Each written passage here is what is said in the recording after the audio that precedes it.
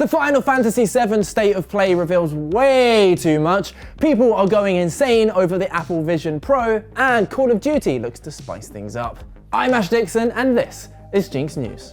If you ventured outside today, you also probably noticed the Final Fantasy fans among us still salivating after yesterday's State of Play. Final Fantasy VII Rebirth is just a few weeks away now, and I'll be honest, I've never really dived into the series, so my main takeaway was, wow, look at the cats, I want to play music for the cats. Luckily, we have a few people here at GINX who are avid fans, and funnily enough, their main reaction to the trailers was, "God damn it, Square Enix, stop it with the goddamn spoilers." Yeah.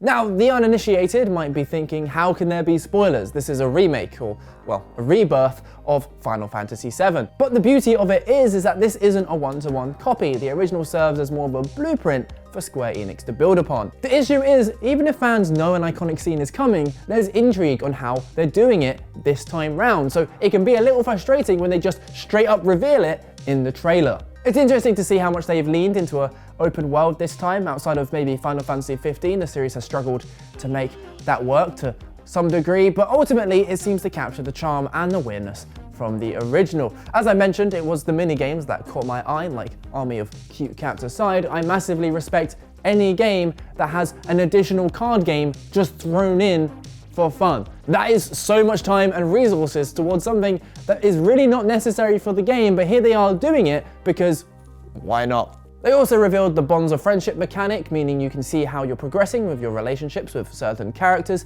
A nice addition from the original where you basically just had to wing it and hoped you picked the right options and that they became your friends, like in real life. And they dropped a demo too. Now, according to Hanif, who gave it a go, it looked great and ran buttery smooth. And ultimately, it looks like we're in for a good time for when the full game drops on the 29th. But what did you think of the State of Play? Are you shaking with excitement? Were you annoyed at the goddamn spoilers? Hit us up in the comments.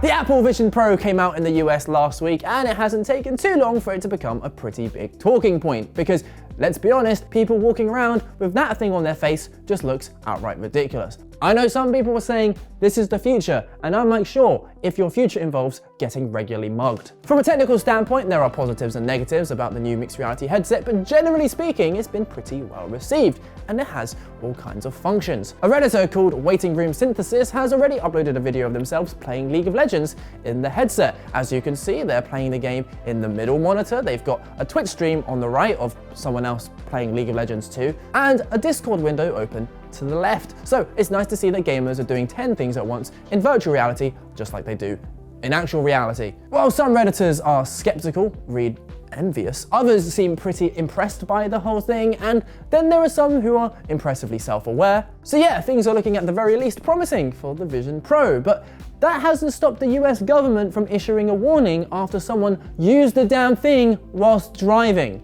Yep, this Tesla-owning moron was spotted using the headset on the road. And while yeah, some Teslas are self-driving, you still have to be an absolute clown to think this was a good idea. Yeah, sure, the headset does a pretty good job of replicating your surroundings, but let's not act like you're paying attention to the road while you're feeding mid lane in League. This has led to Transport Secretary Pete Buttigieg tweeting the bleeding obvious to say that people should not do this. And maybe a debate will spawn around this, as it is a mixed reality headset, meaning the user essentially just has their own Iron Man style heads-up display, just like this guy in a New York subway. But that's really no excuse. All of Apple's advertising for the Vision Pro are people using it happy at home or at work. Unsurprisingly, they never show people using it in a bloody car. One thing Apple definitely are not advertising about the headset is, I mean, how can I put this? This is a family-friendly show. It's what some people might do when they're home alone, probably with some tissues at the ready and the door locked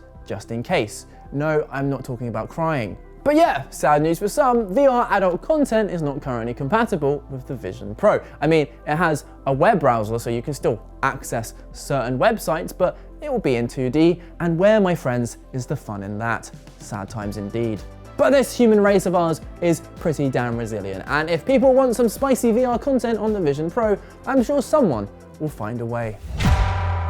Due to the annual regurgitation of Call of Duty games, it seems like we're drip-fed snippets of juicy information all year round. And while Modern Warfare 3 was perhaps the biggest example of literally rehashing the same it seems like we might actually be seeing some innovations with the next Call of Duty. And let me be clear, I mean innovations for the Call of Duty series. This is stuff everyone else has been doing for a very long time. But according to Insider Gaming, the next installment, Black Ops Gulf War, will embrace an open world campaign. Now, traditionally, COD missions have been linear as hell, and while there's been some experimentation, this time round, they're going to be doing things far more Far Cry style. The campaign is being developed by Raven Software, while both multiplayer and zombies is being handled by Treyarch, which is green flags to me. And I can't help but think this change comes from an efficiency standpoint. Like, Warzone is a big old map, and they basically reused it for zombies last year. Well, now they have this big open world campaign map. They could theoretically hit 3 birds with 1 stone.